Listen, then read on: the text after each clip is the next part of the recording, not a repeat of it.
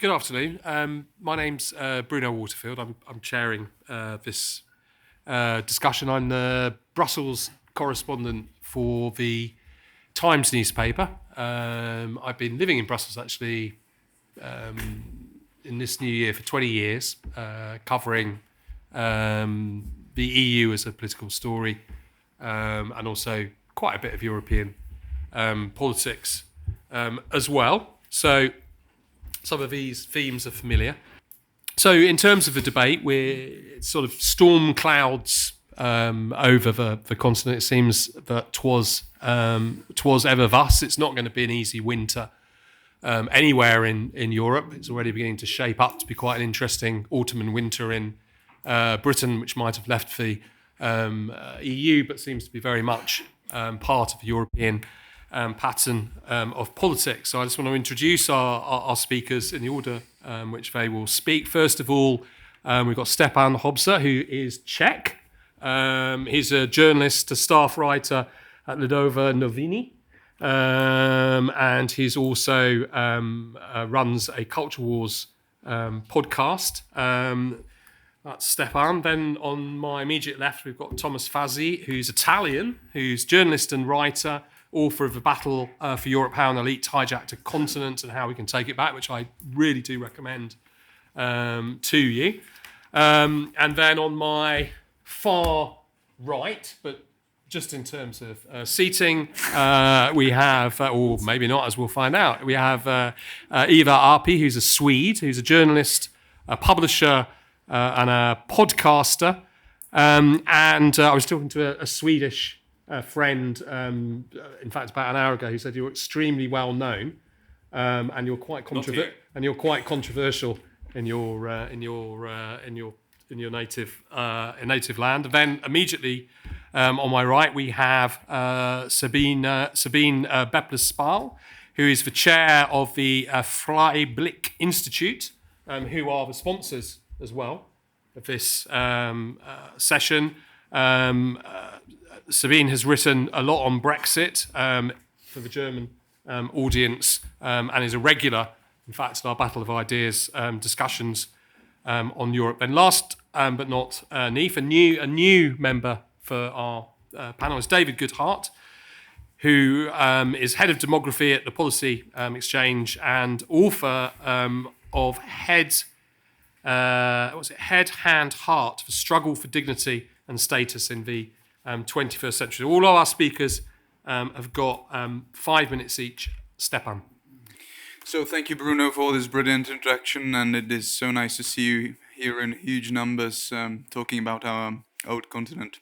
I will not open with an analysis, I will open with a story, but I will try to cut a long story short, as Bruno already instructed us that he will be quite strict in enforcing the time limit. I was in Germany a week ago in Leipzig at this MDR conference, Mitteldeutscher Rundfunk conference. It's a conference of a regional radio. Sabine probably knows what I'm talking about. Just imagine a little regional BBC, but it's I would say, pretty mainstream corporate media outlet.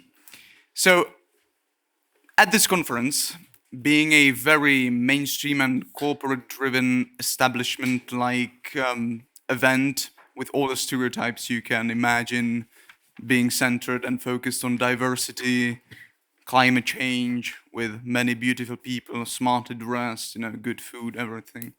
There was something else that I would like to mention, and that's actually why I'm talking about this.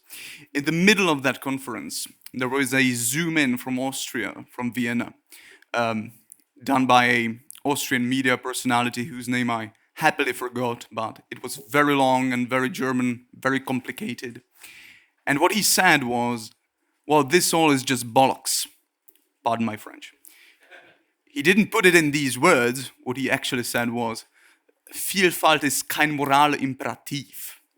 Diversity is not a moral imperative. How German is that, by the way, right? Why am I telling you this? The fact that at this corporate media-driven event, you can still say such thing in Germany. supposedly the wokest of the woke European countries, that is telling, right? Just imagine, for a moment, just imagine this in the US at a CNN conference about diversity, someone speaking in the manner of, well, this diversity thing sucks, right? Can you imagine that today? Can you imagine it here in the UK at the BBC conference? Perhaps you can, I cannot. Ladies and gentlemen, I would argue that the status of democracy and the political consensus and cultural consensus, if you will, in Europe is still very much sound, and in particular in comparison to the US and the UK. Nowhere else is it better to be seen than at the universities. So you've had 244 academic cancellations in the US and Canada alone in the last decade. None of that is happening in Europe. You know, supposedly the wokest liberal political entity around the world. I'm happy to be challenged about this. Please feel free to disagree with me without being disagreeable. But I still believe that, and I do not wish for it for a single moment, it is much more probable that a total political collapse will happen in the US or the UK than in Europe. Because political consensus is not built around the price of gas. Let's be clear about that. It's always something much more deep. It's always about common value, common identity, common ideas. And while this relative freedom of speech and relative freedom of expression in Europe lasts, the political consensus will hold. Thank you very much.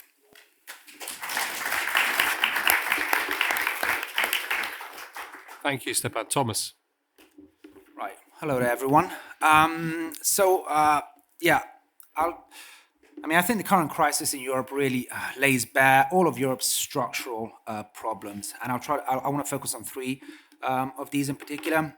One, the EU and the euro are once again proving to be completely dysfunctional institutions, which lay the basis for these crises, whether it be the financial crisis, the pandemic, and now the energy crisis. In the financial crisis, it was through the deregulation of the financial sector. Through the pandemic, it was through the promotion of the delocalization of strategic industries, the promotion of ever stretched supply chains, which left countries dependent on foreign countries for the supply of basic strategic goods.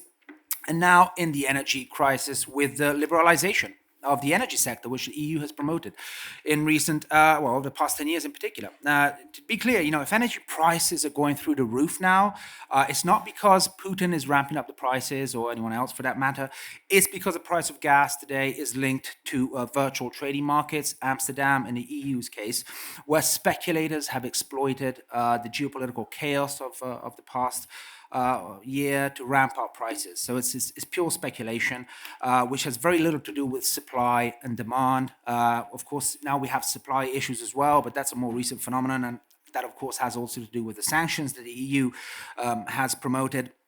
But it's the same in the UK, which doesn't rely on Russian gas, but has also witnessed one of the steepest increases in prices in Europe, and that's because markets here work in very much the same way as they do in the EU. And the EU has been pushing this, liberalization of energy markets and this linking of the prices to virtual trading markets for years. So no wonder now it can't solve the problem. It can't, agree on a price cap, because that would mean decoupling gas prices from financial markets. That would mean admitting that the EU's push towards greater deregulation, greater liberalization has been a disaster. And of course, then you have the big energy companies, which the EU has been favoring in recent years, that are lobbying behind the scenes to maintain the status quo. So I don't expect the EU coming up with any decent solution to the crisis anytime soon. And in fact, it's been months into this crisis, and nothing, no solution has been put forward. So the EU creates, these crises. It creates the conditions for these crises, and then it exacerbates these crises by especially in the Eurozone, depriving countries of the economic tools that would be necessary to solve these problems. First and foremost, by depriving countries of their monetary sovereignty, and then by not being able to offer any EU-level solutions. We saw this through the financial crisis, we saw this throughout the pandemic, and now we're seeing it throughout the energy crisis. So who can afford to go at it alone? First and foremost, Germany does it, spends the money because it can do that, because it's considered to be a safe investment, and so Germany can spend a lot of money, can raise a lot of debt without seeing its interest rates rise. Other countries can't do that. Now, my country, Italy, can't do that without the explicit support of the ECB, which we're not seeing. In fact, we're seeing the contrary of that. So we have the continued failure of the European Union. Then we have another problem, which I also see as a consequence of the European Union and the wider processes of neoliberalization of recent years, and that's the dumbing down of our political classes in Europe. Our politicians are pretty stupid, and that's not, that's by design.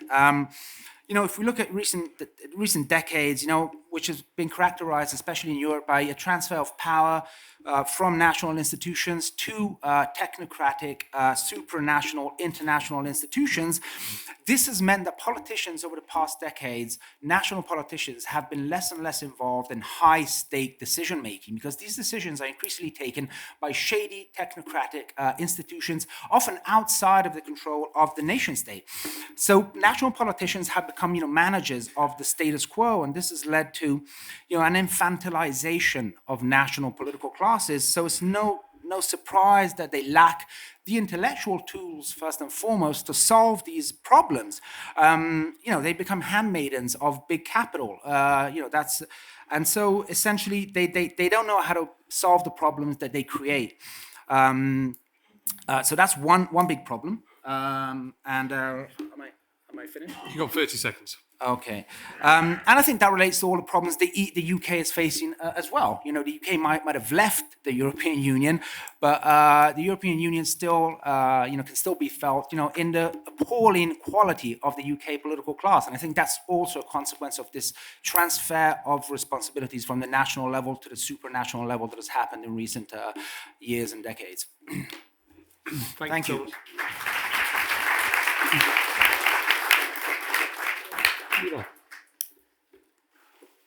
Hello, from Sweden. So I would push back a little bit against that Germany is the wokest of the nations, because Sweden is probably the most woke of them all.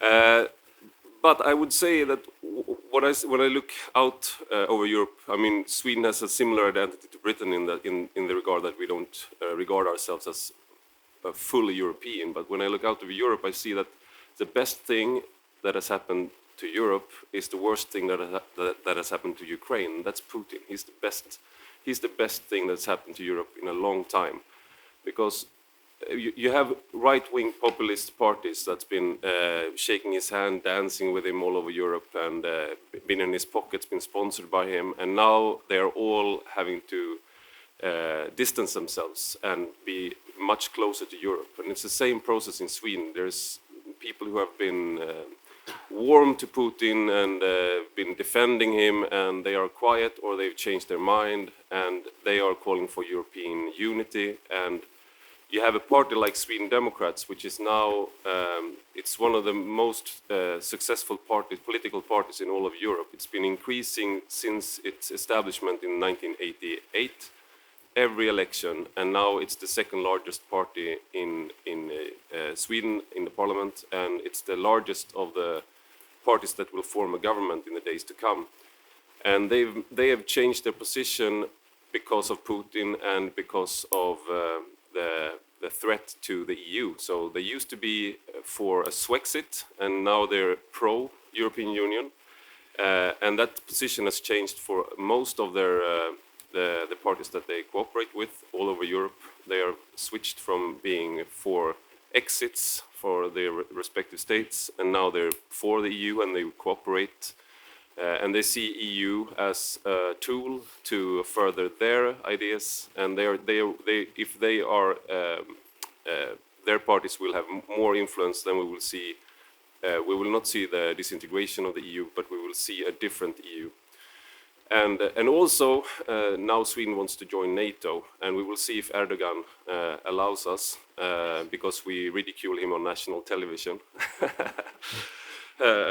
And he should take it. But so he's very mad at Sweden. But the Sweden Democrats has been one of the most vocal opponents of the NATO and of the EU, and the switch stands on both of them. And that's happening all over Europe. Sweden Democrats is just a case study of how right-wing populism and national populism, as Matthew Goodwin calls it, how their views on Europe and about security and about Russia is changing.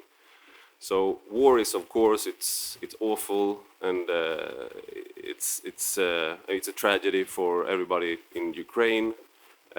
But I think it's also, to use a terrible expression from economics, it's creative destruction, because in that crisis you also have more unity, and basically you can't have a national identity without being killed by someone else, so that you have to join together and okay, we are Swedish then, and then you can't have Swedes without Danes invading us all the time.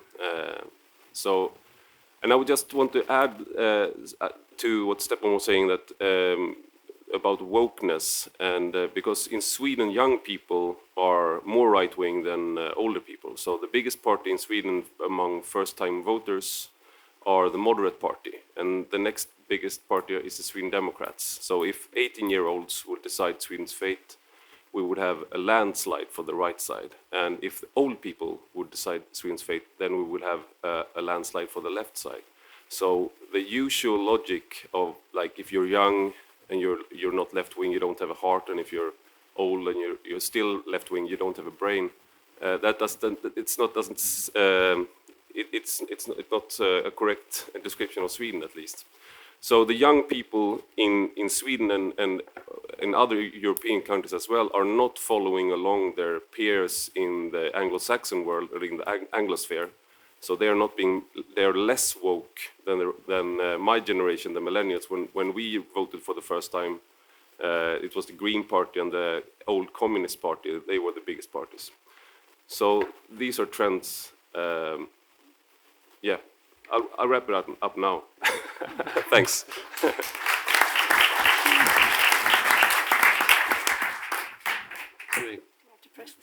Okay, so in these last years, I always sided with those who said that we needed strong democratic nation states if we want to meet the challenges of the future. And I think the events in the last month really vindicate that position. Nobody underestimates the problems we're facing in Europe, the Ukraine war, of course, being one of the most imminent ones. But I think that it's important to go beyond the war and to see that many of the problems we have actually have their roots in national politics. So it was our globally oriented politicians acting nationally, messing it up. The energy crisis, of course, is a point in case. So the country which I come from, which is Germany, has had rocketing electricity prices for years now. It's gone up by 128% since from 2000 to 2022. And the Washington Post recently called it the stupidest energy policy in the world.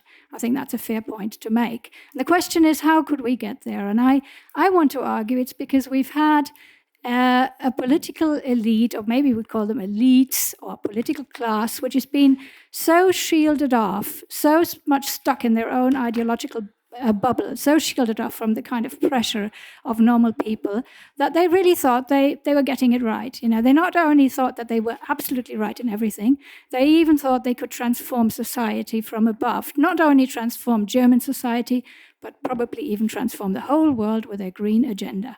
Well, you know, it's turned out pretty badly. I fear that they're doing the same thing with the Ukraine war, by the way. They're not as sure that they're doing the right thing in the Ukraine war, so they're kind of muddling through, very, very insecure how to react.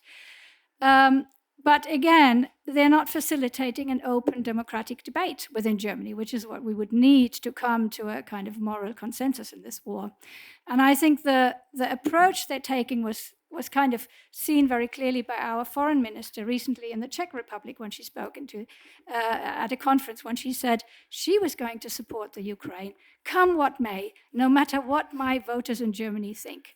Now, as it happens, I think we should support the Ukraine, but I don't think it should go against the German voters. And I think she's doing the Ukraine a very bad deed, because if we want solidarity, it can only happen with the support of the people. You know, solidarity, the word being based on solid, you know, rather than a narcissistic expression as she was giving. The last point I want to mention is, of course, the EU. That's a really pressing issue. We've never had a referendum, as you had here in Britain, on it. We know that the EU, especially the Eurozone, is heading for massive problems with all countries building up big deficits. I think the point which was made here is that countries are moving back to their, doing what they have to do on a national basis. I think is true for Germany. We see the tensions coming up now again between Germany and other countries. Poland is the most recent one, Poland demanding reparation from Germany. All of that, I mean, it's an institution where politicians were very much used to doing politics behind closed doors. The one point I want to make is it was also used to infantilize people. I think Germans have been infantilized by the EU because we were always told that as long as we have the EU, things will be all right. You know, there'll never be a war in Europe. You remember that, 2010, you know. If the Euro fails, Europe will fail. Well, that's turned out well. So I think if we say Ukraine war is a wake-up call, I think it should be a wake-up call, but a wake-up call for the people within the country to demand to be heard, you know, to move out of it, to use Kant, move out of their, what would you call it? Whatever. Anyway, I'll remember the Kant quote later. Okay, thank you.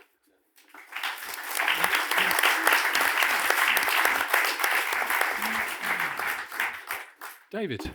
Okie doke. Well, I'm a last-minute sub for Desi Gavrilova, so excuse me if the thoughts are a bit rough and ready. But I mean, I think I'll sort of follow Thomas in looking at this from the kind of EU as an institution point of view. We've had the succession of crises now, 2008 financial crisis, the Euro crisis 2010, 2012, the migration crisis 2015, Brexit 2016, COVID 2020, now Ukraine energy crisis 2022. And as Thomas said, this has kind of highlighted sort of two great sort of structural problems with the EU.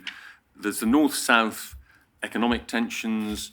You know, we all know that you have a single currency, you can't devalue your currency, you can't adapt to changing economic circumstances, and yet we also don't have a single finance ministry for Europe with what the Germans call a transfer union, so that the weaker economies get supported by the stronger ones. So we're in this kind of halfway house, but it's a halfway house that still allows for massive loss of sovereignty in those weaker economies, as we saw in the case of Greece and more recently Italy, where people are essentially told what to do by EU technocrats, which is obviously not very popular. So we've got the north-south economic tensions. We've also got west-east or east-west, more cultural and geopolitical tensions. I mean, as Sabine said, I mean, it's sort of illustrated by the fact that Poland that sees Germany as this kind of rich and hyper-liberal country that is imposing its will on the rest of Europe. Both of these crises, but both of these tensions are producing, understandably enough, sort of national sovereigntist reactions. You've also got the loss of the Franco-German, the famous Franco-German motor, which has driven EU integration for much of the last 40 years. Macron is now hemmed in by his National Assembly. Germany, which survived all of those previous crises reasonably comfortably, is now, this crisis is a much bigger challenge, I think, to Germany's sort of post-war political identity. It's the fact that it's revealed just how dependent it has been on Putin, on Russia for its energy, how dependent on America it is for its defense when something like Ukraine happens, and of course, looking to the future, it's now terrified it's going to lose a lot of its manufacturing markets in China. So I think And, this has been very, very embarrassing. For 90%, Sabine will correct me if I'm wrong, 80 to 90% of the German political and media class were completely behind the proposition that Putin has been wrongly described as this tyrant, that Germany can do business with Putin perfectly safely. And that turned out to be wrong. And at the same time, you've got this big populist undercurrent, sweeping across Europe over the last 10, 15 years, Sweden, Italy, Greece, France, Brexit, of course, and this essential clash between national democracy and EU integration, which, as Thomas and others have pointed out, basically whoever you vote for, and actually there is more populist representation often in European countries, partly because of proportional representation. We didn't have any here. UKIP never had a single MP except for transfers from the Tory party, whereas in most continental European countries, you've had kind of populism has been sort of absorbed and domesticated in some ways rather effectively. Nonetheless, whoever you vote for, you get the same outcome, as Italy will yet again discover probably in a few weeks' time. But I mean, just to sum up where all this goes, I mean, I think there is a sort of balance sheet that could be in some ways relatively optimistic about the future of the EU. I mean, on the one hand, it has survived all of these crises intact. And as Stepan said about the Sweden Democrats, a lot of the national sovereigntist and populist parties have adapted to the EU. Meloni herself, Marine Le Pen, the Sweden Democrats, as I say, nobody is now in favour of leaving. If Brexit is a great success in 5 or 10 years' time, obviously a big question mark over that still, then that might change. We have seen some elements of a transfer union in the COVID, the pandemic fund, which is pouring money into Italy, and is obviously one of the constraints on Meloni being too anti-EU. And as Stefan said, the Ukraine has produced some anti-Putin unity, but we're still left, final point, we're still left with the problem of a single currency with no finance ministry. And Ukraine has also showed, I think really importantly, that the EU cannot monopolize the kind of geopolitical framework of Europe. Actually, the real winner from this conflict has been NATO. Sweden and Finland want to join NATO, and Britain has to some extent been because Britain's goal in geopolitics is to make sure that the EU is not the only geopolitical force in Europe, and I think we've sort of succeeded in that. What we are going to see, very final point, is I think a return to the kind of inner and outer ring thinking about Europe in general. I mean, this was David Owen's old idea, actually, of concentric circles. I think we will, and we're seeing this actually in the European Political Committee. Ukraine is going to join Europe in some form. We've got Britain, Norway, Switzerland. That outer ring, I think, is also a safe place for people that want to leave the European Union to end up in. Thank you.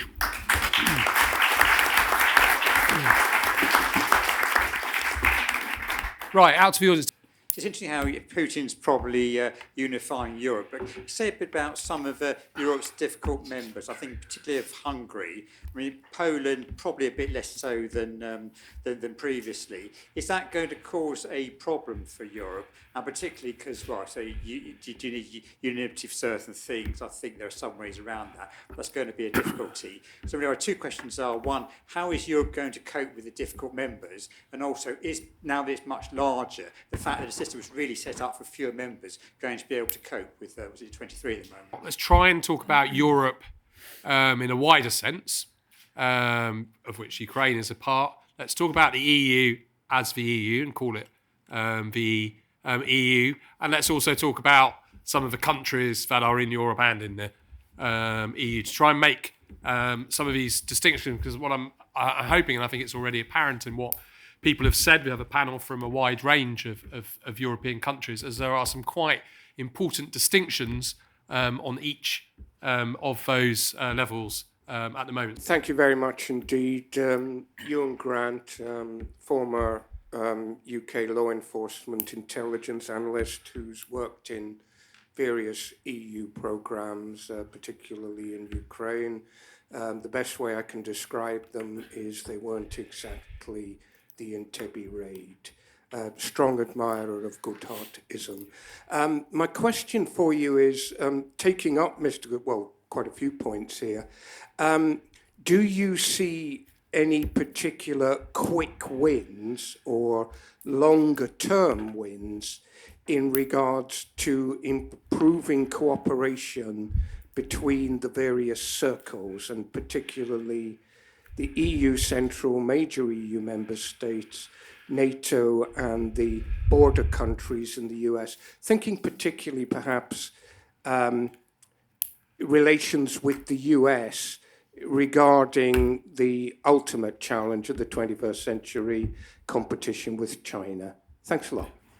My question is a sort of, a more predictive one. I was wondering what you see the future of sort of politics in such countries such as Italy, probably Portugal, Spain, that are having sort of populists, that have national populists in power but seem to evolve around, go back to, like Chris Bickerton argues, to sort of techno-populist sort of concessions.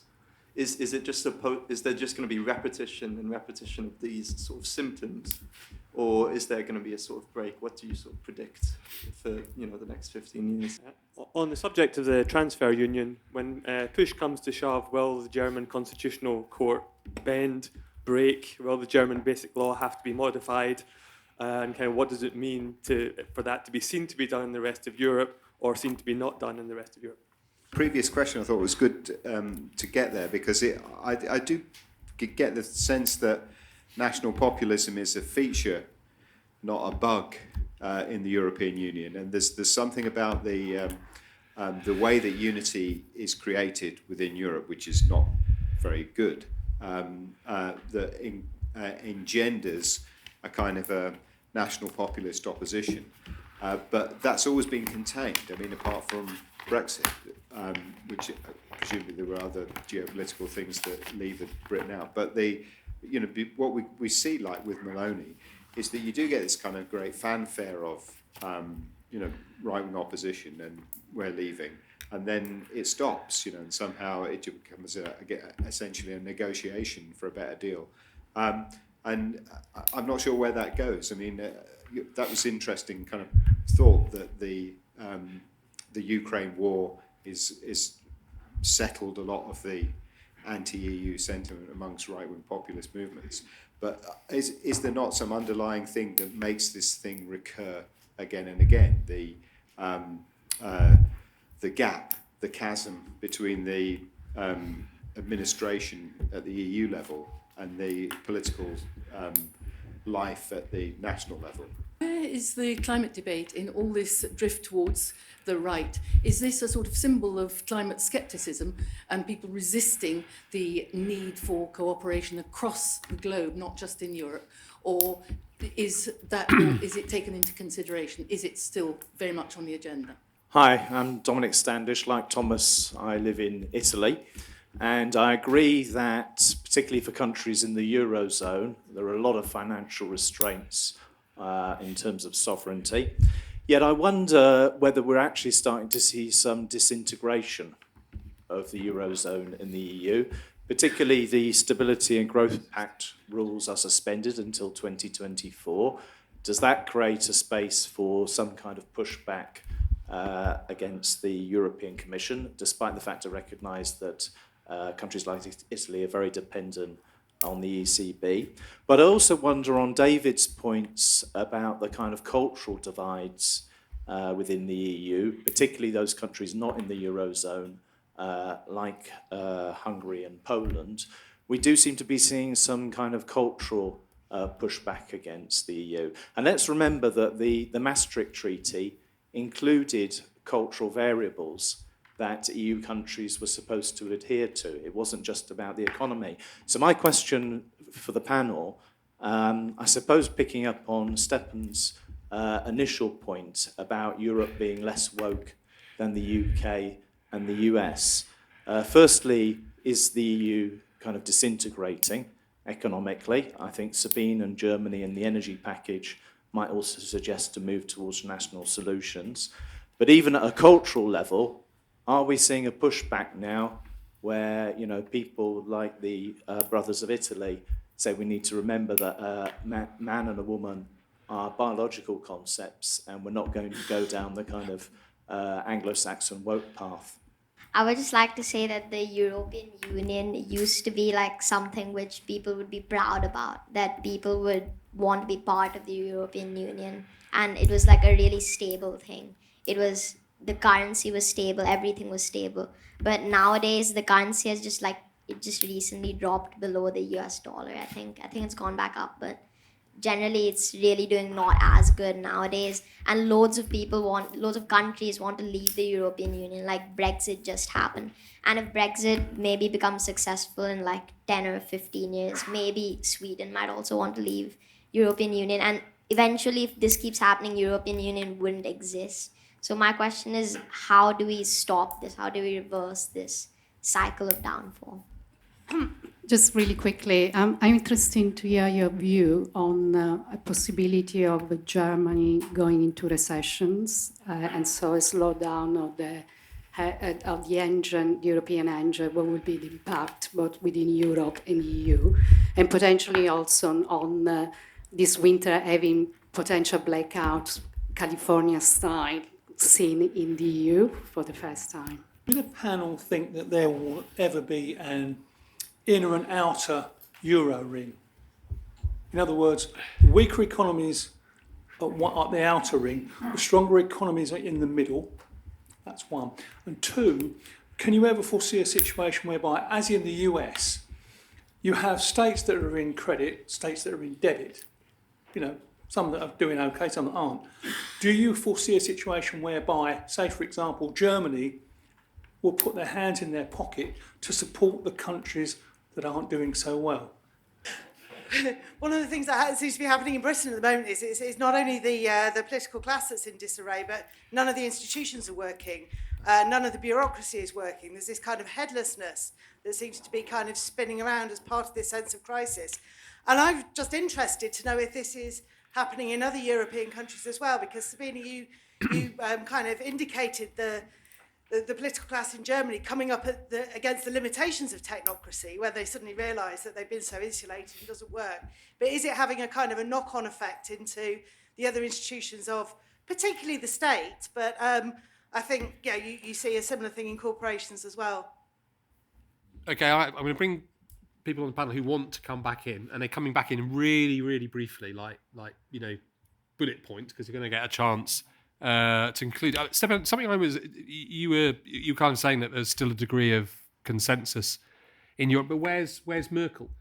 I mean, Merkel used to embody that, didn't she? This sort of bit of a swamp, but she really used to embody that. Where is she? She's gone. She's disgraced. Has Putin really unified Europe? Look at the difference between the national outlook of Poland and Germany. Poland wants to be in the EU, but it wants the EU to be a shield. I mean, literally a shield, an armed West, part of the shield of the armed West against Russia. Whereas Germans are still trying to deal with the problem that their sort of peace through trade with Russia hasn't worked out too well. So if you could deal with that, and I think it would be good to examine this idea which has come out that Putin has actually unified Europe at a time when we've heard that all of these institutions are actually dysfunctioning in a way on a scale that they've never dysfunctioned on before. So who wants to come in? Bullet points, Ivar. I just want to modify the statement that he has not unified Europe, but it's a unifying force. So it's unifying. So when a war happens, all the peacetime generals, it turns out if they are peacetime generals or if they can actually lead in a war situation. Zelensky is a good example. He was one of the least impressive leaders in Europe before the war, and now he's the most impressive. And nothing beforehand indicated that he would be who he was.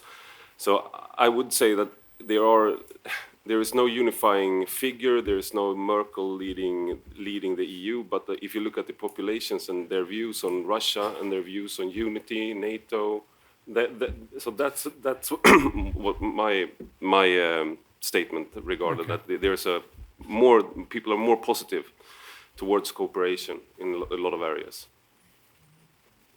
Stefan? Yeah, I will follow up on this. to come back to your question, we might also somewhat controversially say that Europe doesn't need Merkel anymore because it has Putin now. The same way that Merkel used to unify, if you will, particularly the east of the European Union and the west, through her very good connections in the Czech Republic, in Slovakia, in Poland. You know, she was the one German politician who could speak to these countries, unlike other German politicians. For obvious reasons, she's originally from the East, she studied in Prague, she has a very good insight into these things. So where she is physically right now, I don't know, but I don't think that we need her anymore. Now, of course, I don't want to say that Putin unified Europe in the same way that Merkel used to, but I agree with Ivar on this bottom line, as Americans would say, that yes, indeed, there is a consensus, let's call it a security consensus in Europe now, and in particular in the eastern part. I think that the gentleman in the first row already addressed this.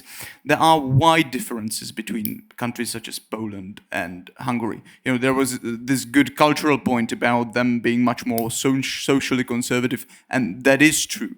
But they are at the same time very much different in relation to Russia. If you listen to Polish politicians, they are literally the shield of Europe, and they are quite outspoken about that. And in contrary, Hungary might be the I don't want to say, but perhaps the dark horse of Putin in this part of Europe. Sabine?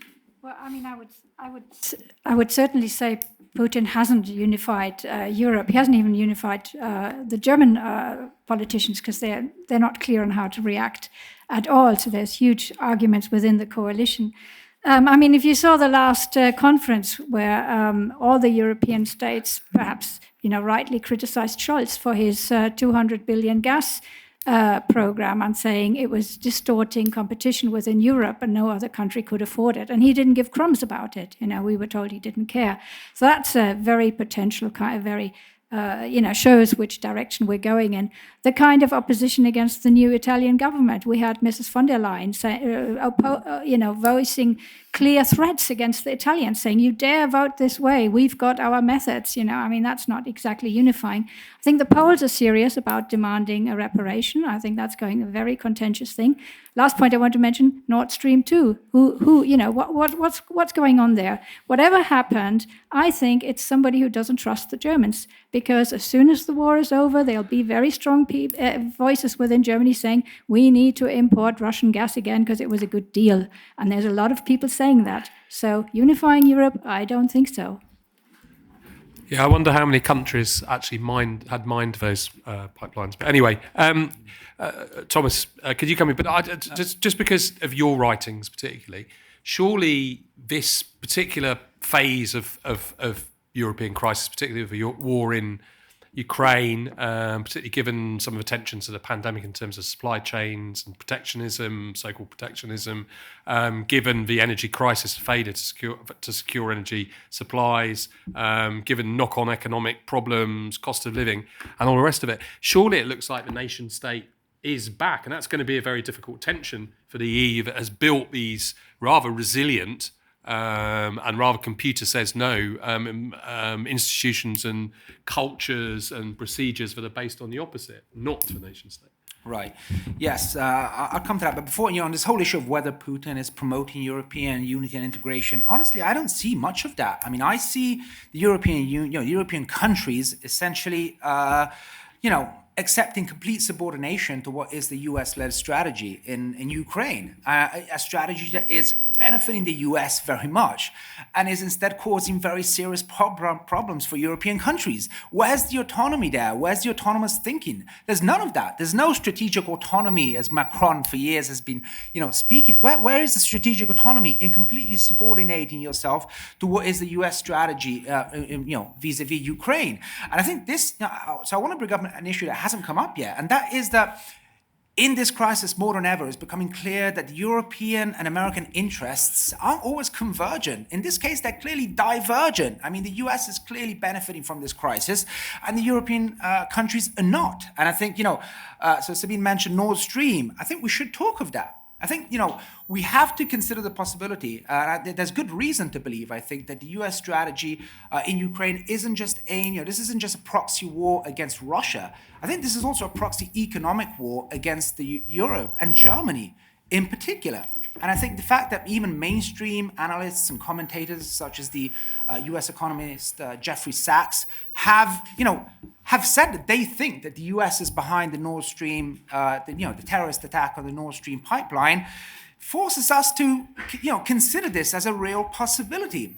I mean, the possibility that America is not Europe's friend anymore, and America is pursuing its own, strategy, which is in many ways opposed to what are Europe's needs. And in this sense, these optimistic predictions I think Europe is heading to long-term structural decline in living standards if it follows on this path. And sorry for not answering your question, That's fine. but I wanted to raise this issue because I think it's a really. I think we also do have to say that there are a number of other countries with an interest in making sure Nord Stream doesn't function. The Poles for Baltics, quite a lot of countries in the region who were sort of done over and shafted when the Nord Stream was built. David. Just a couple of very quick points. I mean, on the whole point about the transfer union and whether some version of it can be established in the EU, I mean, obviously the bigger, richer northern EU countries tend to be against it, but that could change, and I think it'd be really interesting to look at or to imagine a Germany without the FDP, without the Free Democrats in the coalition. I mean, because they are the ones that are holding out against these kind of expensive European integrationist policies, and it's possible to imagine a future German government that is Christian Democrat green, and I think both of them would be very much more in favour of creating some sort of transfer union. I mean, on the business of Hungary and Poland, I mean, I think it's interesting that, I mean, Orban is a very big figure in America, a huge figure in the kind of international conservative movement. Indeed, I heard Ivan Krastev on a podcast the other day comparing Orban today to how Fidel Castro was regarded on the left in the 1960s, the 1970s. He's this kind of sort of iconic figure. But it's mainly cultural, I think. It's mainly to do with immigration. It's to do with family policy and pronatalism and things like that. On a lot of kind of industrial questions, I mean, Hungary is full of German car makers, and Orban is very, very happy about that, and he doesn't want that to stop. I think the EU are much more worried about Poland and the rule of law issues in Poland than they are about Hungary, where there are also rule of law issues, but there's basically just one overmighty party. Whereas Poland is riven by a culture war.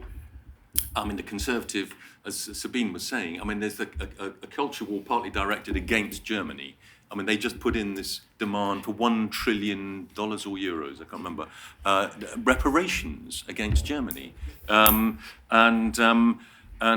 Ivan was also saying that he reckons the next Polish election is incredibly important for the future of the European Union. I mean, if Poland stays conservative, then we move in one direction. If it switches, it's a kind of 50-50 country. If the Liberals win, then we have a whole different dynamic that is set off. Well, one view we can have on this crisis today is that the EU today has become a dysfunctional system based on populism and not political change. So there are less countries wanting to join the EU than before because of the effects it had on countries, which, for example, this is ages ago, but 2009 in Greece. And so now countries in the EU are facing an economic crisis, possibly because of the EU structure. So I guess my question is, was the EU system doomed from the beginning? So my question of sorts is, how fragile really is the EU? How close? It doesn't seem like it's going to collapse overnight, but I've seen it argued that if you strip away all the trappings of the EU, all this talk of cultural and political unity, the fundamental thing holding it together is the strength of a few select industries, mainly the German manufacturing industry, and the devaluation of many countries' the Deutschmark.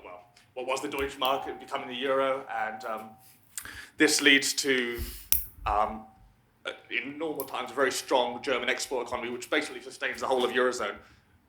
If a crisis, the sufficient crisis comes along, could be this energy cost crisis with Russia.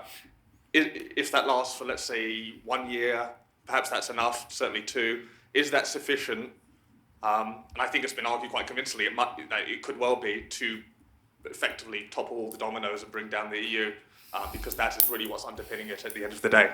Yes, you've all talked a lot about Russia unifying the EU, but it seems to me that the war has actually shown the EU up.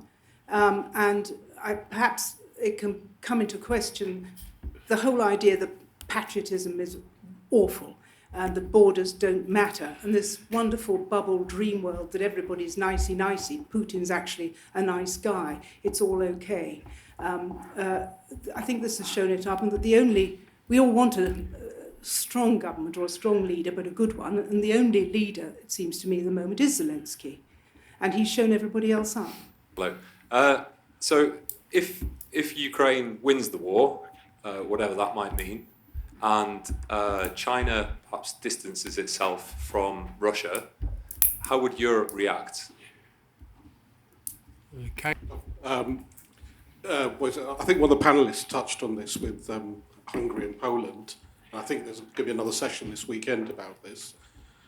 Isn't Europe destined to failure because of birth rates falling, and maybe Hungary and Poland have got the right idea?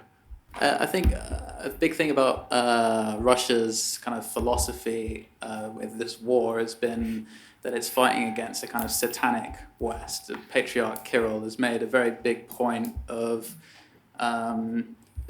painting the West as a kind of anti-Christian force against Russian Orthodox Christianity. What we see with a lot of the populist movements, emerging right populist movements in Europe, such as with Meloni or Orban, is also this focus on Christian revivalism, Christian nationalism. So I'd like to ask the panel what they think the role of religion, and particularly Christianity, is in Europe going forward. If the EU was deemed from the start that we should just let it fall and focus on more sort of important matters such as climate change instead, is it really as big as a problem as we make it seem? Just a footnote, I don't know if any of you saw Meloni attack Macron for his policy in Africa. I thought it was a leftist at a podium, but it turned out to be Meloni saying how he had basically tried to rape Libya and then invaded it, and how frustrate Italy's plans there. Italy wants Algeria's gas, and interestingly, Schultz was in Senegal recently, and also Lagos, Nigeria, to get hold of fossil fuels. So I don't think we should imagine that Africa is a sideshow for Europe. It never has been. And indeed, the rivalries that Sabine was pointing to are certainly being played out there right now. I want to go back to, Stepan, your original story, because you began the session being very confident that Europe was in good shape in contrast to America and the UK. And you said that was based on the common values and common identity. So my question is, reflecting on all the points that I've just heard, I'm not seeing that. So it's just not there from what I've heard. So I'm keen to hear from you, but also from other people on the panel. What are these common values and common identity? Because a lot of shared history in Europe, a lot of shared conflict, a lot of really important things there to establish, actually. And we don't often hear anyone give a case for what those common values and that common identity are. One of the sort of common characteristics of the European Union in terms of its sort of political culture, but also its historical emergence as well, has been a distrust of people, a distrust certainly of nations, but a distrust of people of the demos. And we can see that very strongly in terms of a discussion on Ukraine, actually, where a lot of countries, it's very strong in Germany, it's very strong in France, it's very strong in Italy, a lot of the people who are ruling that country don't trust their populations to support Ukraine or to support the Western outlook in Ukraine. So I think the aspect of the European political culture, certainly the EU political culture, that doesn't trust its own people is something that I think needs to be part of this mix. And I think also, again, sorry, I'm intruding in this debate, aren't I? The way in which these events, particularly the energy security crisis, has stripped away some of the shibboleths and some of the conceits at the European level. So one of the things that at the European level, certainly in Germany, Britain, the Netherlands, less so in France and the South, has been how Europe leads the world on climate change. How has Europe led the way on climate change? By shifting from coal to gas. That is over. So all the shibboleths, all the conceits, all have come tumbling down. That's just my 2 penny worth. As one of the common values is democracy and democracy and democracy. Now in Poland and Hungary, they've had a democratic election, and yet when the results are not accepted, so which is the correct democracy and which is the incorrect democracy? And you can see that I'm not European. Do you think that if Ukraine were to join the EU, it would have a uniting effect on the otherwise fractured EU, or do you think that it would have no effect, or that something else entirely would happen? Okay, right, we're going to bring people in. David, come in. You got a minute. I want to push back against Stepan's opening point, but I'll do that at the end, perhaps. Right.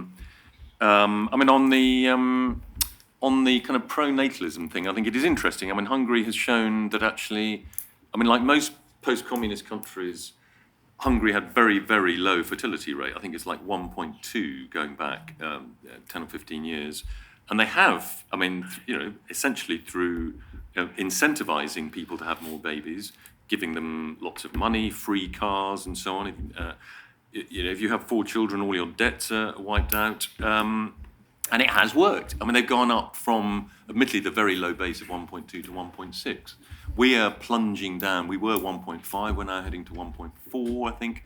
Nobody had any babies in lockdown, unfortunately. The Scandinavians do a bit better than us, partly because they have very, very, very generous parental leave and very well-funded childcare. They're up at kind of 1.8, 1.9. But so I do think, sort of Hungary is onto something here, and I do think this. Well, as you said, there is another event on this, so I'll leave it there. So to answer your earlier question, I mean, this and this is a constant thread, in the various questions. I mean, this tension between the national level and the supranational level, can it be resolved? At every crisis, we hear, oh, this crisis is the right one. This is finally what's going to bring, Europe together. What's going to get especially the Eurozone to do the necessary transformations that it needs to do to become a fully fledged transfer union, a fully fledged federation, along the lines of the UK or Australia, and that never happens. And there's a reason why that never happens, because that would the underlying cultural conditions that would be needed for that to happen simply aren't there. If we look at the history of what we're talking about is that the European Union essentially becoming a nation state, through the fusion of various nation states. Now, the conditions just aren't there for that to happen. The conditions that brought to the emergence of the original nation states aren't there at the European level. Yes, of course, we have a shared, a shared cultural outlook, but it's not enough. For what's needed. I mean, we see tensions within nations, between richer, regions and poorer regions, against, transfer, of tax money from richer regions to poorer regions. We see that even within nations which are, relatively homogenous from a cultural standpoint. So to see that happening at the European level anytime soon is a pipe dream. I'm not saying it couldn't emerge at some point, but I think it would. We should think in terms of, maybe 100 years. I think that's the time that we need for allow that to happen. But we can't wait 100 years. We can't leave countries like my own country without essentially any true form of democratic legitimacy. And people still, the democratic level is still at the nation state level. That's where people want to exercise their vote. So you can't, how do you resolve this tension where elections are held at the national level, but governments have no power whatsoever? that's going to break down at some point. And the question that was asked was, how long can this go on for? I don't know. I mean, you can imagine two scenarios. One where this simply becomes, where elections are increasingly hollowed out at the national level, and people just accept the fact that the role of national politicians is simply to manage whatever is decided at the European level. I mean, you might imagine a situation where people are so disillusioned and so depressed about the state of things that, they either don't vote, which is something that we see in a lot of European countries, collapsing voter turnout. We saw that in the recent Italian elections. A lot of people are giving up on democracy because they understandably look. They look at what has happened, over the course of the past 10 years, and they come to the conclusion, fair conclusion, that elections are meaningless. Regardless of who gets into power, nothing changes because Brussels and Frankfurt decide everything, which is largely true. So you can imagine a completely hollowed out technocratic, management scenario, or one where instead, people at some point reach a new populist resurgence, and we're going to be talking about that in the 4:45 panel. So that's a possibility. I mean, if I look at my country, very old, an aging country, old country. Honestly, I don't see much, the conditions there for, this big, populist, uprising. I think a likely scenario is one where people just give up on democracy and simply, accept that everything is managed at the supranational level. So, I mean, so to answer, the young lads here, should we be worried about the European Union collapsing, or should we maybe, embrace that? Or at least the Eurozone. I think, we need to separate the European Union and the Eurozone. The Eurozone clearly isn't working. It's creating a whole series of problems, including the rise of these, what are considered right-wing extremists, and this also relates to the cultural wars. There's a reason, and I finished. There's a reason why I think, of course, culture is very important. Identity and collective identity. These are really important issues. But there's also a reason why people like Maloney and they bring up these issues of national identity and Christianity and so on, because those cultural war issues are the only issues where national governments still have some leverage, some space of maneuver, a bit more immigration, a bit less immigration. Those are things that, national government can still decide. LGBT laws, those are things where, they still have a bit of margin of maneuver. So, of course, they'll focus on that. And, of course, parties will differentiate themselves on those bases, because no one can promise, a massive investment plan. No one can promise big economic changes, because that's not, they don't have the power to do that. So, in a way, paradoxically, the European Union is also fueling those cultural wars that, it supposedly, is trying to fight against.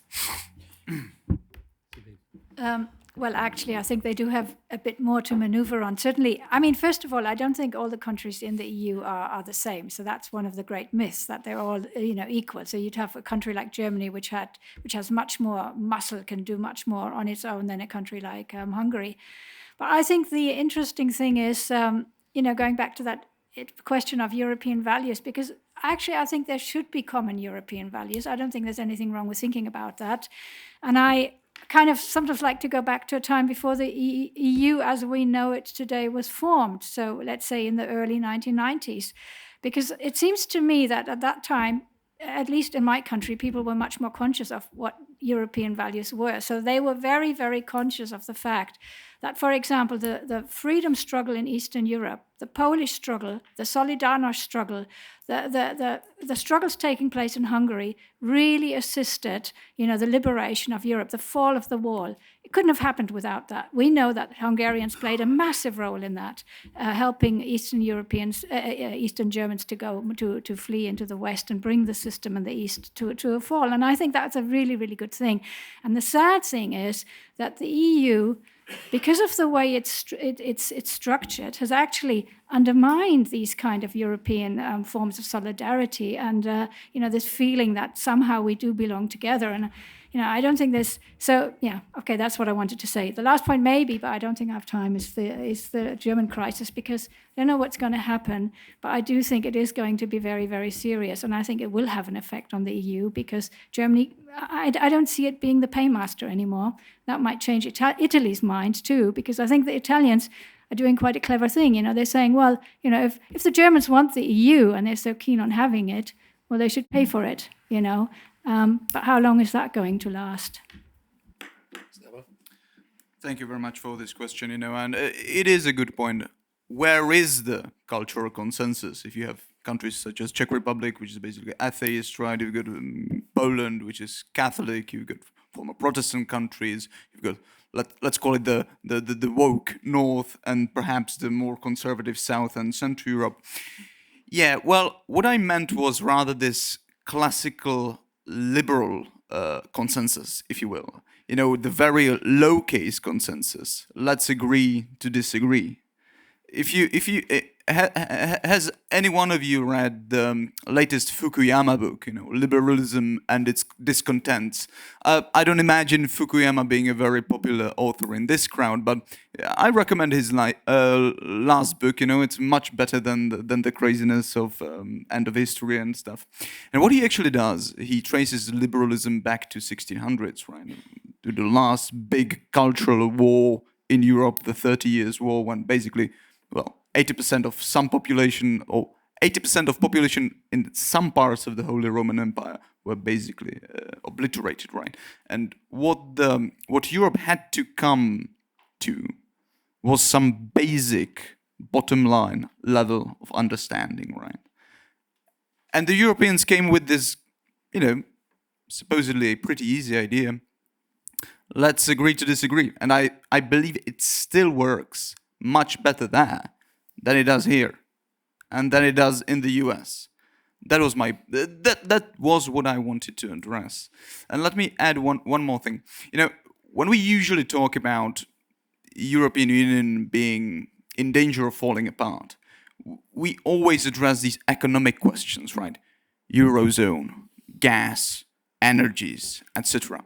Well, my point is, and that's why I structured my opening speech as I structured it, that's basically reducing politics to economics, right? And I profoundly dislike this idea. It's originally a Marxist idea, and I always thought it was just somehow fake, because nothing in the history of the world suggests that politics is economics. If there is such thing, please show it to me. It's very hard to have a concluding remark with all these interesting questions floating around. So I'll just focus on the question of Christianity, and I think we are an aging continent that David was talking about, with the falling numbers of children. I have 4 small children, so I'm doing my part. So I suggest you do the same. But so the other people, except me, are not doing their part. But we are an aging continent, and I think people are struggling to find like a rallying identity, and Christianity for Russians, for the Russian elite, it's not real. It's not a real Christian identity. I would challenge anybody to say that Putin is Christian, for example. It's everything he does and everything he and his cronies does is anti-Christian.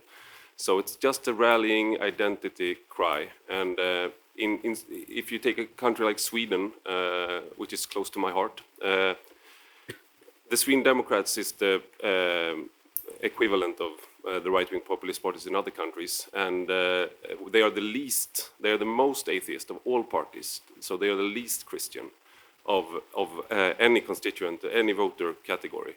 So it doesn't, the pattern, it doesn't suit all the right-wing populists, it doesn't suit the identity politics of every country. And I would just want to say something about the EU dying off, and if it's a bad or a good thing. I think it's like the Holy Roman Empire. Nobody loved the Holy Roman Empire. It didn't really work well for all its existence, but it muddled through for a very, very long time, and it was very complex. It was nobody could understand the Holy Roman Empire and how it worked, even if you were one of the experts trying to help a local ruler. So I think EU will be the same. I don't think it will go away. Nobody will love the EU, and we won't become a united European Union. We won't have common values, but I think we can have more in common, and that's. That I do think, and I would also push back about Thomas' remark that the US is somehow fighting a proxy war in Ukraine is a proxy war for American interests. I do think that Germany is once again the weakest link. No, but it's Germany is the problem for a lot of in this conflict, and when it comes to the economy, and so the people who mined the Nord Stream. I'm not going to go into conspiracy theories, but it was very good for Sweden and Poland that sort of blew up, and our government is investigating and not allowing anybody else to look at the investigation. Just so happens. And it's if that will keep the Germans from importing more gas, then so be it. So I don't think that the U.S. is the problem. Germany has so many ghosts from the past, and so much problems with itself when it comes to its history, and now so it has a lot of it's the problem in the center of almost every European problem for the European Union. Right, out to the audience. As Russia doesn't seem to be able to reform itself, historically, it seems, is the solution, and let's, for the sake of this argument, forget about the existence of nuclear weapons, but is the solution for Western armies to march and take Russia, take Moscow, and reform it from the inside, the way it was done with Germany and Japan? As a Swede, I'm very much for that. We need a rematch. Yes. Sabine might not want to get involved in that one. I've just been trying to look at this kind of conversation and debate with the kind of day-to-day conversations I have with my friends, many of whom are European, German and French people. And what I think Stefan point, although I haven't agreed with everything you said, I do agree that politics is something much more than just economics, isn't it? So I'm thinking about my friends and their kind of belief in unifying. They have an almost religious kind of conviction about the importance of European unity. And I wonder to what extent, and I guess I've always seen that as quite a unifying force.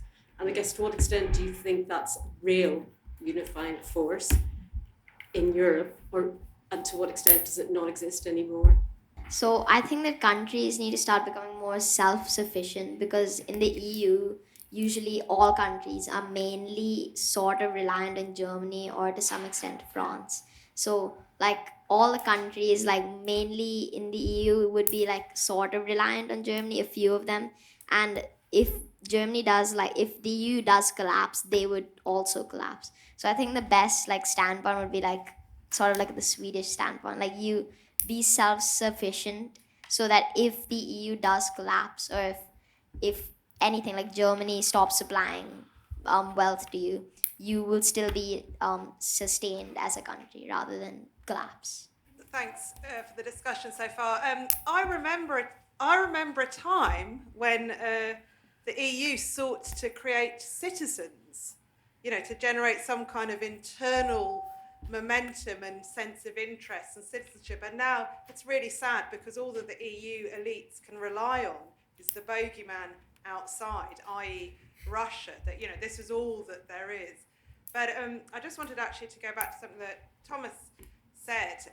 I personally think the decision of Germany, for example, to essentially choose deindustrialization at the behest of America will turn out to be, within 5 or 10 years, hoping that we don't go into a wider war, the most catastrophic decision for Europe. And I think it'll, discussions about the EU will be pretty much, the EU and Britain will be a nice little kind of historical theme park and nothing else. Yes, although of course, and again, it is interesting, but Europe, of course, is the seat of deindustrialization, going back before this present crisis as well. So one of the paradoxes is that Europe did deindustrialize, outsourced, delocalized, all the rest of it, whereas the United States very conspicuously did not and has not. And Germany did it, but also other countries too, even the French, certainly the Brits. I gave you a challenge, and don't take this the wrong way, I was disappointed. You didn't rise to the task. Sabine said something quite important about the importance of some common values and common identity. But neither of you have articulated how you might achieve that. And if we go back to what was said, von der Leyen said to the Italian voters and all these sorts of things, I think it is, Stepan, if you are going to maintain your position or even adjust it, you really need to address this question of how we can achieve some common values that is and common mission that's beyond agreeing to disagree, and take up these points about how national politics has been undermined by certain EU interventions. I really want to hear you go for it. Instead of the EU breaking up, how likely is it that Russia would break up instead? Okay. Anybody who thinks that we're going to be going to Russia and civilizing that country anytime soon wants their head testing. The long-term decline of Russia as a power is going to be a very destabilizing impact on European politics, on world politics for some time, as it already has been for 20 years. It's not offering any immediate solutions to anything. And I'd be amazed if it led to any obvious invigoration of European democracy, unless it was conducted on a very different kind of a basis. And I don't see that at the moment. I see it's very much it's a professional war in which popular mobilization plays a relatively unimportant part. Yeah. Yeah, okay. So you're speaking before about the European Union, an international organization that through closer integration consistently tries to become a nation state, or but fails because it hasn't developed like nation states have developed. It's created a common economic market, but it hasn't developed, let's say, like a unifying common identity through, with conflicts. Like America had the Civil War, and after that there was a sort of unifying factor that created the full democratic nation state. My question is Ukraine that war that Europe needs to become, even more integrated? Is it an excuse for Europe to try closer and closer integration to becoming the nation state? It says it's not, but constantly tries to be. Let's hope it's not another 30 years war. I'm going to direct this to Thomas specifically, and it's a clarification on my question before. If Russia was to lose and China and Russia weren't buddies anymore, how does he think Europe would deal with an even more aggressive, militaristic Russia? Because I've heard it said at the Westminster Institute specifically that Putin doesn't have a reverse gear. I think there's an element of tribalism that seems to affect us all. Once we pick a side, then we're looking for any evidence to show that the other case is completely wrong. So, for example, there's a crisis in capitalism. Every capitalist country is being affected by it. But when we talk about a European country or EU country, we conclude that it must be the EU which is the cause of all the problems. But I'll put it to you that probably one of the best way of people in the European Union showing why EU should continue is to give Britain as an example. Because, Brexit has been a complete disaster, one could argue, and only shielded by the fact that COVID came in and it's kind of masked some of the kind of issues. But how many people here would say that since we've got Brexit, we've got sovereignty, right? It's like football's coming back. We'll be waiting another 60 years. I don't think we'll be seeing it over the horizon anytime soon, right? So I think there is the problem of tribalism and not being able to look at each particular crisis in its own specificity. It's very easy to kind of say, okay, it's European Union and so on. British economy is tanking, so is many other capitalist countries. And so why is it that we conclude that the European Union somehow is the reason why some of this is happening? Well, I was going to say that we have seen that the EU has become less prominent in the world today, and that more people want to join NATO, and it's been gathering much more attention recently. So I guess my question is that is NATO the next EU? Could we be seeing more people wanting to join NATO rather than the EU because of the fragility of the system? Going to get our speakers to sum up. They have 2 minutes each in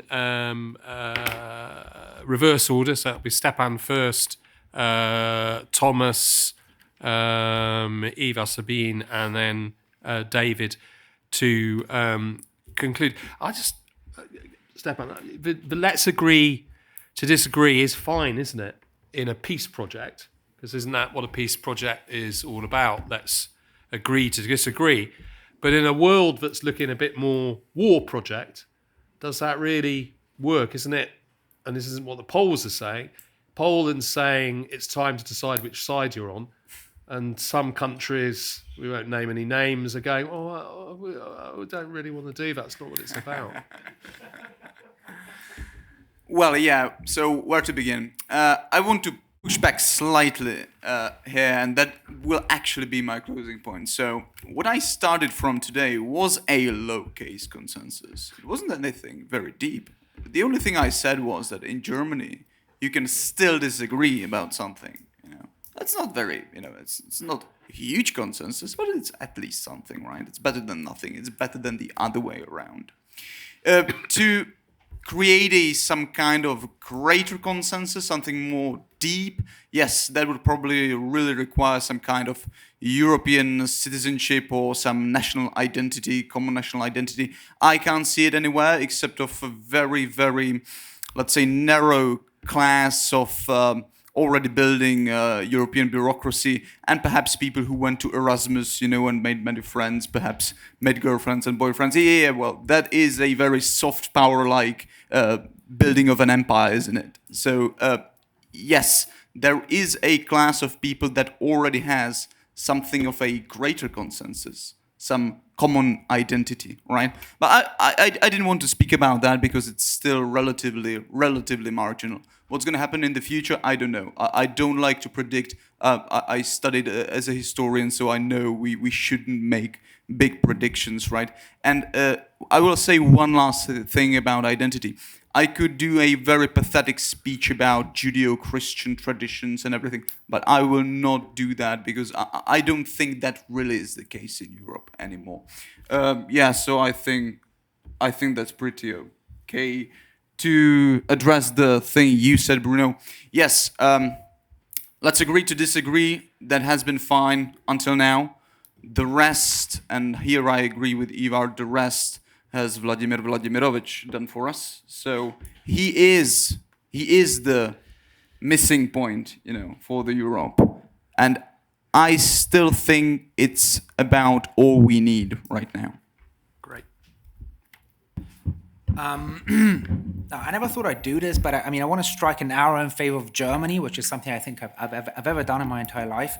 But this idea that there was something intrinsically immoral about Germany buying gas from Russia sounds a bit, Pollyanna-y to me. Where do we think we get our oil from? What are the countries we're getting our oil from?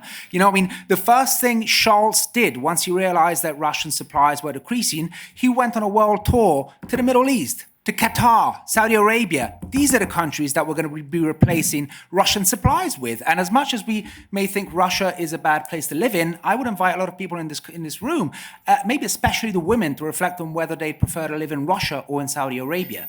And where's the morality there in, delinking from Russia to increase links with Saudi Arabia? So I think, we need to be realist about, where most of our resources come from today. So I don't think there was anything intrinsically immoral about Russia and Europe as a whole relying on cheap Russian gas, and frankly, and this brings me to the question of, what happens if Russia loses, and, in a context of heightened, of course, now a very big wedge has been driven in Russia-Europe relations, but I don't think it had to be this way. We've been talking about common cultural values. Well, I think Russia culturally isn't that different from Europe. We share a lot of common cultural values, way more than we share with countries like Saudi Arabia. And I think, Russia has been trying to integrate more with the West for the past 2 decades. And frankly, we've shut the door in their face. I think, and much of what we're witnessing now is also a result, I think, of a refusal to allow Russia to integrate more deeply with Western Europe in particular. And finally, on the question of, we shouldn't reduce politics to economics. Of course, yes, values are important, but at the same time, I don't want to come across as a, cold-hearted economist, but, I think people's basic economic needs are important. The idea that if people ask for bread, you can just throw some religion at them, I find that a bit reductive. I think so. I'm for satisfying people's basic economic needs before their more spiritual needs. And why is the EU a problem? Because today, Italy, my country, needs to spend X tens of billions to solve the energy crisis, and we can only do that if the ECB says we can. And if the ECB doesn't allow us to do that, people are going to go hungry and people are going to die. And we don't have the right as a country to decide whether these people should live or die. So that's a problem. Ivar. Yeah, that's the worst speech I've heard so far. I mean, that's a load of bullshit right there. Let's agree to disagree full-heartedly. Of course, it's much, much more immoral for a country to rely on Russia when when we share a border and it's gearing up for a war, and to be able to sit here like you are now after we see the consequences, and even with hindsight bias, and you still say that, then you need to clear your vision. You become very, very, very nearsighted. And I would also say that yes, let's be realists. We will need oil, and I'm sorry, but the countries who have oil are countries like Saudi Arabia, Iran, Qatar. But the last time I looked, Saudi Arabia was not gearing up to invade a European country. Russia was. So that's the difference.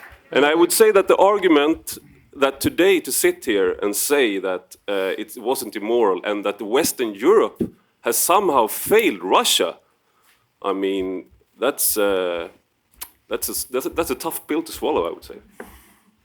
I would say other things as well, but I would say that that Germany need to decide if it will be crippled by guilt over the Second World War for generations to come, or if it will come into the 21st century and be a part of a new Europe, and not be. The same goes for other countries in Europe as well. We have still been like the whole European Union project is basically a way to disengage from the experience of the Second World War and become something else. And I'm sorry, but you cannot choose the path forward by yourself. Your enemies will choose as well. And Putin has chosen for us. So all countries have to decide, you're either with us or against us. Okay. To quote George W. Bush. David. Stepan's opening anecdote about hyperliberalism I thought was fascinating, and I want to push back against it. I mean, I think there is an EU norm, and it's a kind of soft, wishful thinking, Kantian eternal peace liberalism. It is true, I think, that in many European EU countries there isn't as much sort of woke hyperliberalism as in the US and the UK, and we have this interesting phenomenon of young people, particularly in Sweden and France, preferring the radical right to the radical left. But on the hyperliberalism point, why is this? I mean, I think, in one word, Europe is more Catholic, or at least less Protestant than the US and the UK, less individualistic. The two things are related. Also, Europe's elites, European Union elites, particularly France and Germany, are more worried about stability because the memory of the tragedy of the 30s and 40s still lives on in those countries in a way that it doesn't for us. And that leaves them in the kind of rather paradoxical situation of being, on the one hand, both more post-national, because they blame nationalism for the Second World War, but also more cautious and sensitive to the views of the masses in their country. The UK, because of its reputation for long-term stability, having a relatively phlegmatic population, can have these experiments, Thatcherism, mass immigration, without a second thought. So I think the reason why we opened the door to East Europeans in 2004, France and Germany didn't. I think lies somewhere in that. On the other hand, we may be less hyperliberal, we're more democratic. We did actually vote for Brexit, and it did actually happen. And that does mean that we can do things that the European countries, as Thomas has said in books and today, they cannot do. Whoever you vote for, you get the same thing. That isn't, well, it sort of has been the same thing here in the last couple of weeks, it's true. But the tragedy of UK politics, I think, is that in 2019 we had a kind of sort of benign, decent populism. We had kind of the blue-collar conservatism, that, a little bit to the left economically, a little bit to the right culturally, which is exactly the missing majority in most rich liberal democracies. And we actually had it. And then the combination of COVID and Boris Johnson's personality defect mean that we seem to have lost that opportunity. Brilliant.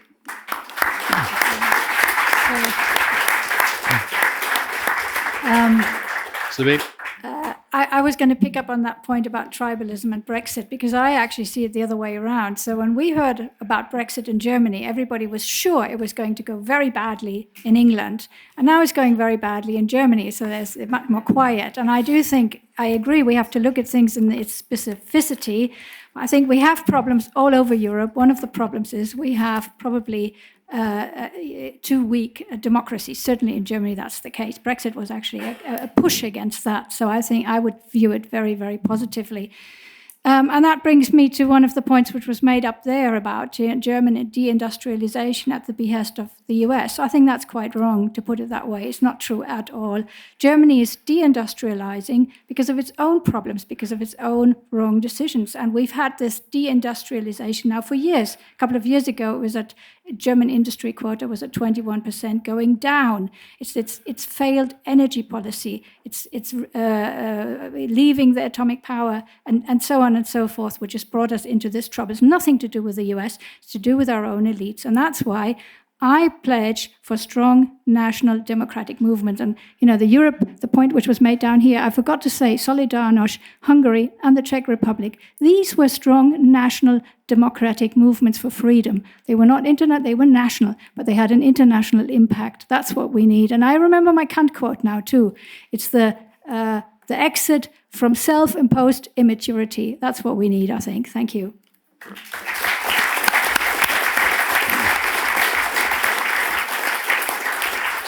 Thank you.